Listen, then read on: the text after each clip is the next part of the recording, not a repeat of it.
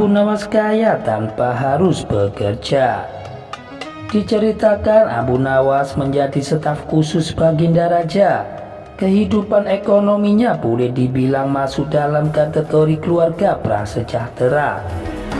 Untuk bisa makan sedikit enak saja, itu pun kalau ada rezeki nomplok, seperti mendapatkan hadiah dari raja. Itu pun biasanya sebagian ia bagi-bagikan kepada masyarakat miskin lainnya, bukan dia makan sendiri. Dikarenakan sudah terbiasa hidup pas-pasan, Abu Nawas tidak pernah mengeluh.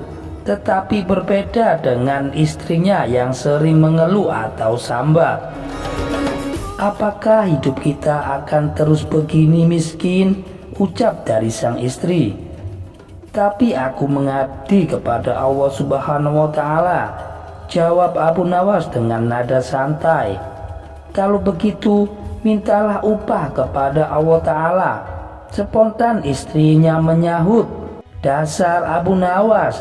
Merespon omongan istrinya, ia pun langsung menuju ke pekarangan. Dia bersujud dan berteriak keras-keras, "Ya Allah, berilah hamba upah 100 keping perak." Ucapan itu dilakukannya berulang-ulang kali dan dengan keras. Sudah pasti sang tetangga pun mendengar teriakan Abu Nawas.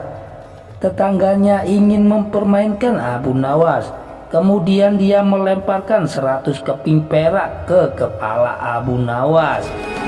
Sang tetangga menjadi terkejut karena uang yang dilemparkannya mengenai tepat ke kepala Abu Nawas.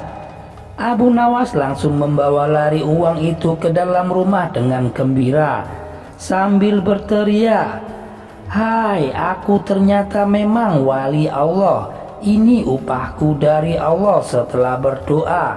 Sang istri tidak kalah senangnya begitu suaminya menyerahkan uang itu. Tidak berselang lama, muncul sang tetangga tadi yang menyerbu rumah Abu Nawas. Ia meminta kembali uang yang baru dilemparkannya tadi. Abu Nawas pun menjawab, "Aku memohon kepada Allah, dan uang yang jatuh itu pasti jawaban dari Allah." Tetangganya menjadi marah.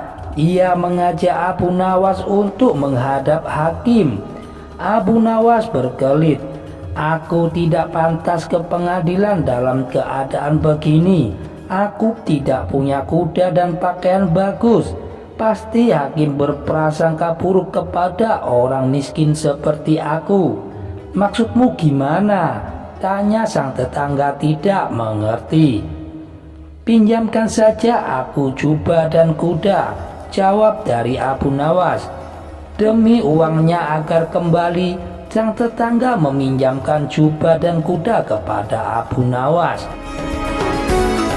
Tidak berselang lama, mereka menghadap kepada hakim. Tetangga Abu Nawas segera mengadukan kasusnya itu kepada hakim. Ia bercerita secara detail kejadian tadi. "Bagaimana pembelaanmu?" tanya hakim kepada Abu Nawas. "Tetangga saya ini gila, Tuan Hakim," jawab Abu Nawas. "Apa buktinya kalau dia gila?" tanya hakim kepada Abu Nawas. Tuan Hakim bisa memeriksanya langsung. Ia pikir segala yang ada di dunia ini miliknya. Coba tanyakan saja misalnya tentang jubah saya dan kuda saya. Tentu semuanya diakui sebagai miliknya.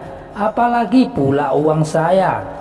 Dengan kaget sang tetangga berteriak, "Tetapi itu semua memang milikku, Abu Nawas." Bagi sang hakim, bukti-bukti sudah cukup detail. Perkara pun putus. Abu Nawas memenangkan perkara itu. Demikian cerita dari Abu Nawas ini bisa saya sajikan. Jangan lupa untuk dukung channel kami agar berkembang ke depannya dengan cara menekan tombol like dan subscribe. Wassalamualaikum warahmatullahi wabarakatuh.